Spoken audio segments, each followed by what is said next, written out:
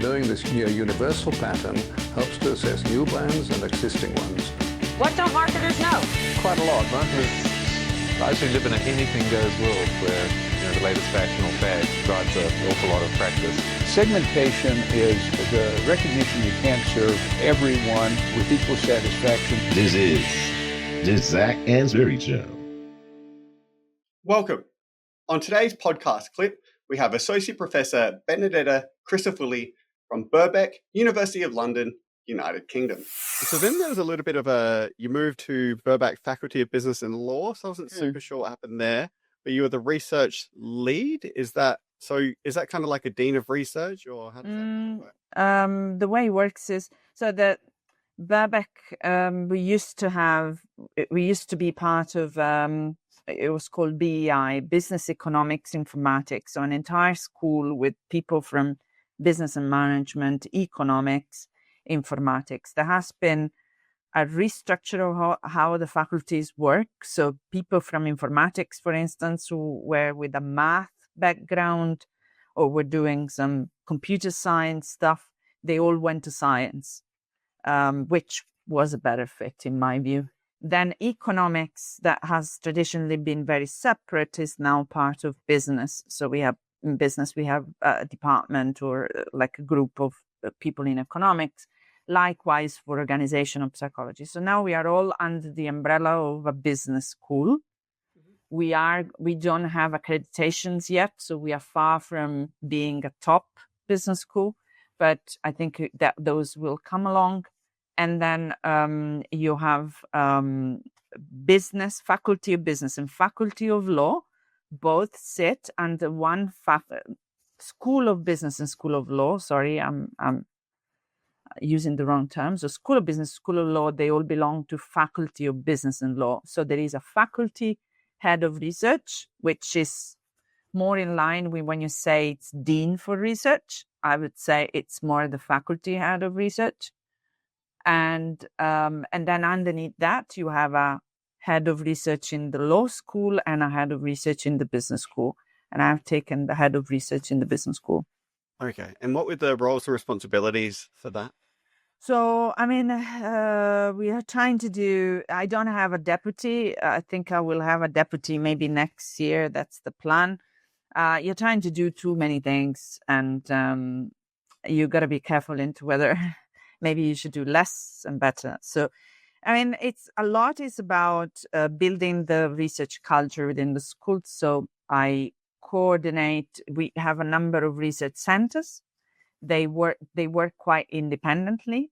So the Center for Innovation Management Research is very well established, has got loads of networks with scholars and practice.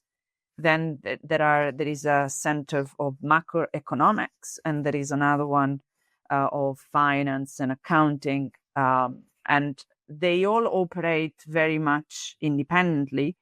But my role is to first support the role of the centers wherever they need support, work with the faculty head of research in everything that has to do with using the budget, so research budget. So we review applications for, when colleagues ask for money to either run an event or go to conferences or go to, do something with the money.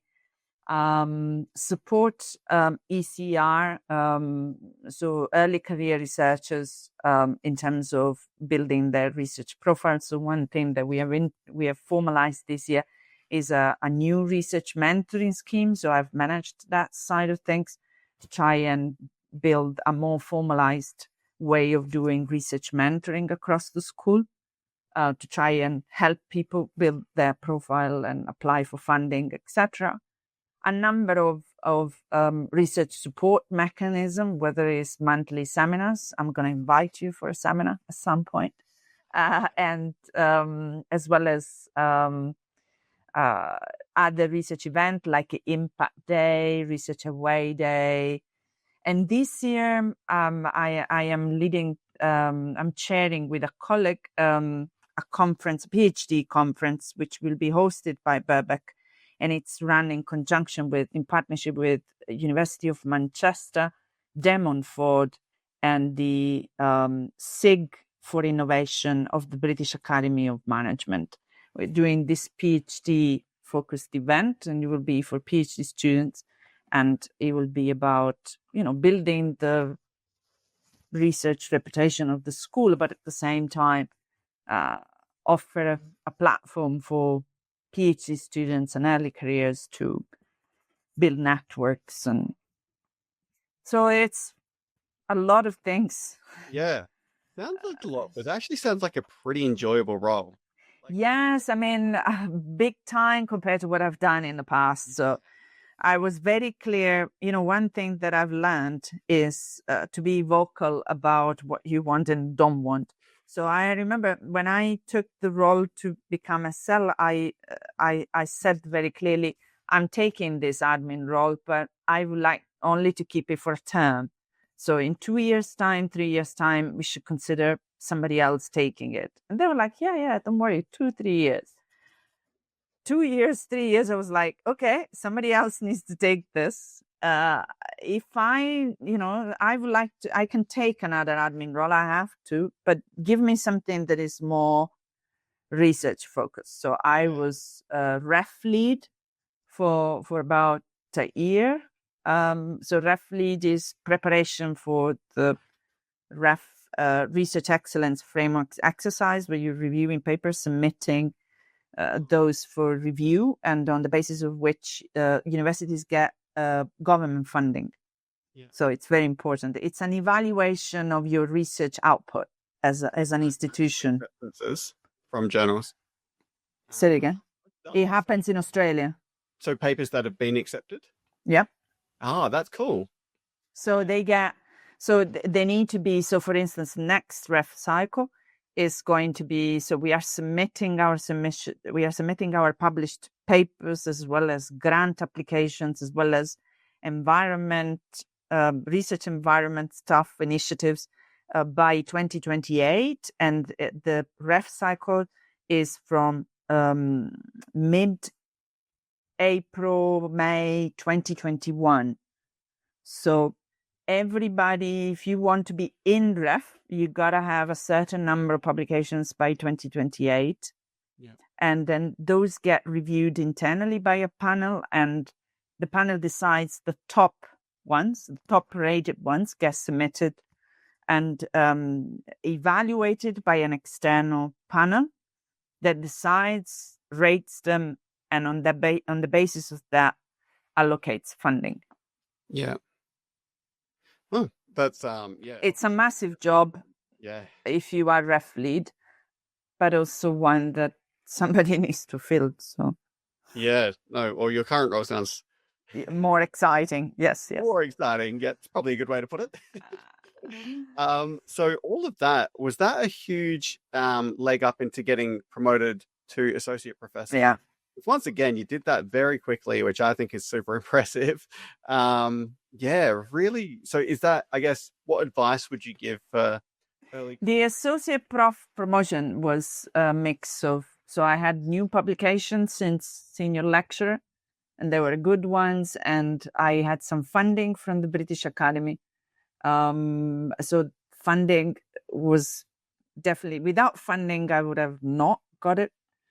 And then taking this senior roles, so ref lead and now research lead. Yes, definitely they have added to that.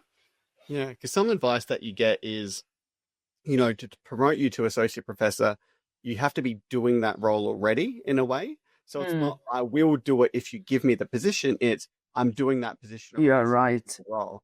And that seems to be kind of what you were doing, because what you described there, it seemed to be quite a senior role, and you were doing it as a senior lecturer, and then that obviously, got you to the associate professor. So it's the horse before the cart, I suppose, is a good way to put it. Hi everyone, Zach here again, and just a few quick reminders before you go. If you're listening to the podcast and are considering incorporating it into your secondary school or university courses, then please let me know and I can guide you through the process. If you're enjoying the show and getting some insights from it, then please leave me a 5-star review on your podcast listening platform. It would go a long way to spreading the word. If you know someone who would benefit from this content, then I would be thrilled if you could consider sharing this episode and its knowledge with them. And finally, thank you for becoming part of the community for this show.